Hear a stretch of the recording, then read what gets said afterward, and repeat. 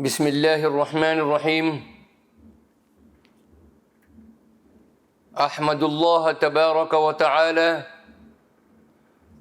هو الدائم الذي لا يتبدل، والباقي الذي لا يزول، هو الأول والآخر والظاهر والباطن، وهو بكل شيء عليم. نشهد أن لا إله إلا أنت تولج الليل في النهار وتولج النهار في الليل، وتخرج الحي من الميت وتخرج الميت من الحي، وترزق من تشاء بغير حساب. ونشهد أن سيدنا محمد عبدك ورسولك، عبدك في ليله وجاهد لك في نهاره، فكان عبدا شكورا، فعليه صلواتك وسلامك وعلى آله الطيبين الطاهرين وأصحابه الذاكرين المعتبرين وأتباعه المستمسكين بحبل الله القوي المتين. أيها الإخوة المؤمنون والأخوات، موضوع كلمتنا اليوم من دروس الهجرة. في هذه الآونة الحاضرة من تاريخ الدنيا ومر الزمن، يقف أبناء الإسلام في مشارق الأرض ومغاربها وقفة الاعتبار والذكرى، لأنهم يودعون من حياتهم عاما مضى بما له وما عليه، ولا يدرون ما الله قاض فيه، وهم يستقبلون ببزوغ هلال السنة الهجرية عاما جديدا، لا يدرون ما الله فاعل فيه، وما تدري نفس ماذا تكسب غدا، وما تدري نفس بأي أرض تموت، إن الله عليم خبير. وهم في هذه الوقفة يتذكرون أعظم حادث في تاريخهم كان نقطة التحول في تاريخ البشرية، وكان بداية الانتقال من الضعف إلى القوة، ومن الحيرة والبلبلة إلى الاستقرار والاستعلاء، ألا وهو حادث هجرة النبي محمد صلى الله عليه وسلم من مكة المكرمة إلى المدينة المنورة، بعد أن فعل الكافرون به وبقومه الأفاعيل، وبعد أن تربصوا بدين الله الدوائر، ووقفوا لدعوة النور في كل مرصد، يقطعون عليها الطريق ويعذبون أهلها العذاب الشديد، لا لشيء إلا لأنهم قالوا ربنا الله. وفوق أن هذه الهجرة كانت رحمة من الله لعباده ونجدة نراها قد انطوت على دروس كثيرة عميقة الدلالة، دقيقة المغزى، بعيدة الأثر في نفوس الكرام. ومن واجب المسلمين أن يحسنوا الانتفاع بهذه الدروس عن طريق تذكرها والتأثر بها، إن في ذلك لذكرى لمن كان له قلب أو ألقى السمع وهو شهيد. من الدروس التي نفقهها في حادث الهجرة أن صاحب المبدأ القويم الكريم لا يساوم فيه ولا يحيد عنه، بل هو يجاهد من أجله ما استطاع إلى ذلك سبيلا، وهو يستهين بالشدائد والمصائب تعترض طريقه عن يمين وشمال، ولكنه في الوقت نفسه لا يصبر على الذل يناله، ولا يرضى بالهوان يلحق دعوته، فإذا أحس بشيء من ذلك نأى بدعوته عن مواطن إذلالها واغترب بها ليحافظ كرامتها ويصون حياتها، ولو أدى ذلك إلى ترك البلد والوطن والأهل والسكن. وها هو ذا محمد صلوات الله وسلامه عليه يترك مع صحبه ديارهم وعقارهم ومساكنهم وأموالهم، ويخرجون مغتربين في سبيل الله مجاهدين لوجه الله، فأعز الله شأنهم وكتب النصر لهم. وزكى رسول الله صلى الله عليه وسلم شأن هذه الغربة حين قال: بدأ الإسلام غريبا وسيعود غريبا كما بدأ، فطوبى للغرباء. وإذا كان إمام الأنبياء محمد صلوات الله وسلامه عليه قد ترك داره ووطنه في سبيل دينه ودعوته، فليس معنى هذا أنه تنكر لهذا الوطن أو نسي حقه أو استهان بمكانته، معاذ الله. فإن الرجل الأصيل وإن اغترب يظل حافظا عهد بلاده ذاكرا حقوق وطنه، فرجل نبيل وفي مغترب عن وطنه طوعا أو كرها يحب وطنه أكثر من أناس كالبهائم يقيمون فيه ويرتعون في واديه، ومع ذلك لا يحفظون حقه ولا يصونون كرامته.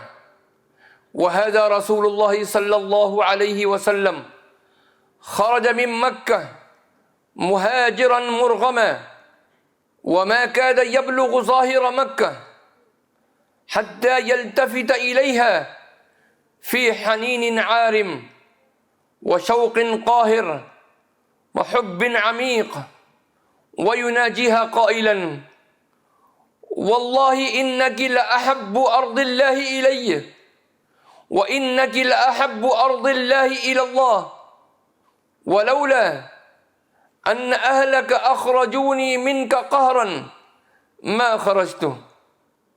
وكان كلما ألح به الشوق وبصحبه إلى مكة المكرمة يدعو ربه قائلا: اللهم حبب إلينا المدينة كما حببت إلينا مكة، وذلك لتخف حدة الشوق. وترجم القرآن الكريم عن شوق محمد صلى الله عليه وسلم إلى مكة وتعلقه بها، وعن تلطف الله برسوله في هذا المجال، فقال: إن الذي فرض عليك القرآن لرادك إلى معاد.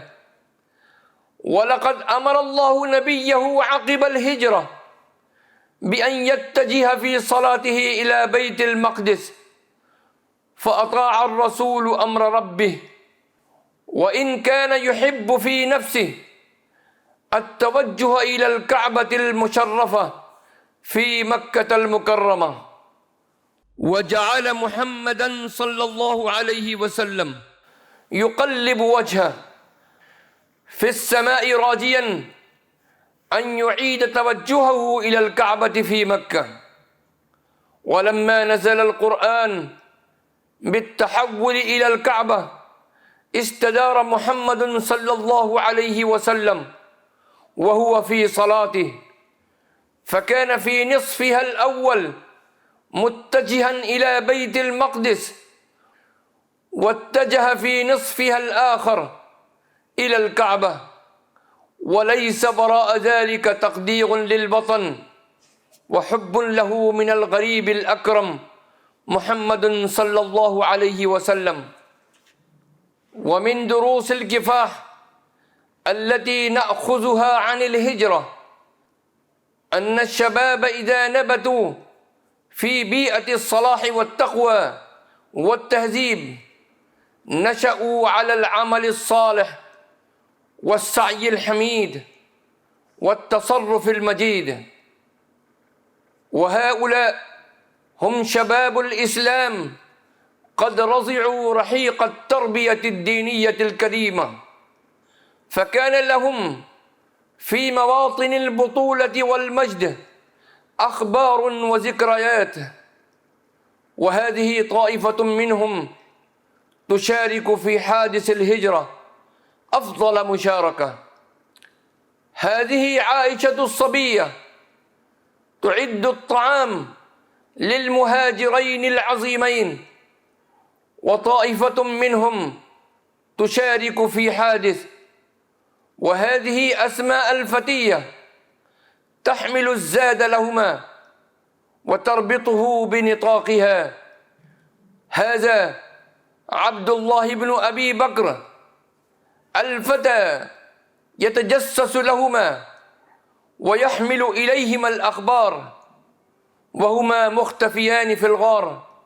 وهذا علي بن أبي طالب الشاب يعترض للتضحية الكبرى ويقدم على الفدائية المثلى، فينام في فراش الرسول صلى الله عليه وسلم ليلة الهجرة وهو يعلم أن سيوف المشركين تستعد للانقضاض على النائم فوق هذا الفراش.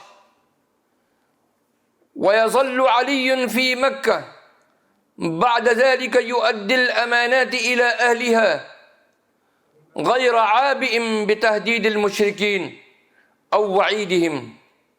ثم يهاجر علي الشاب منفردا في ثقة وأمان.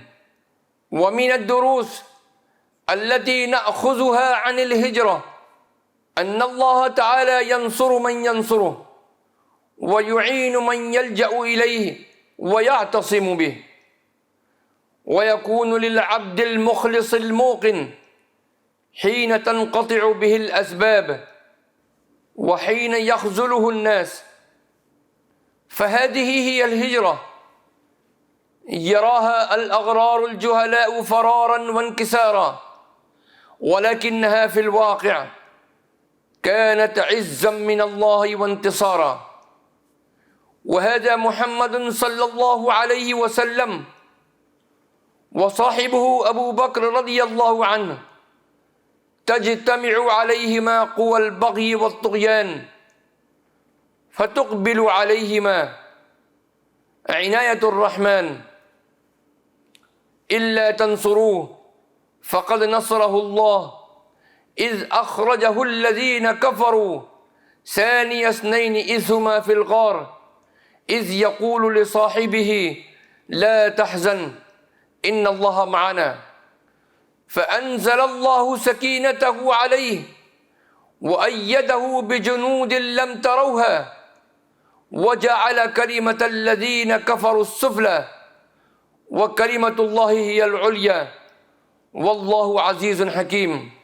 وبما نصر الله رسوله يوم الهجرة؟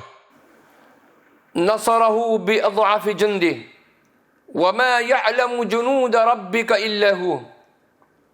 نصره بنسج العنكبوت، وإن أوهن البيوت لبيت العنكبوت لو كانوا يعلمون. ونصره ببيض الحمام، وما أرق بيض الحمام، إن في ذلك لعبرة لمن يخشى.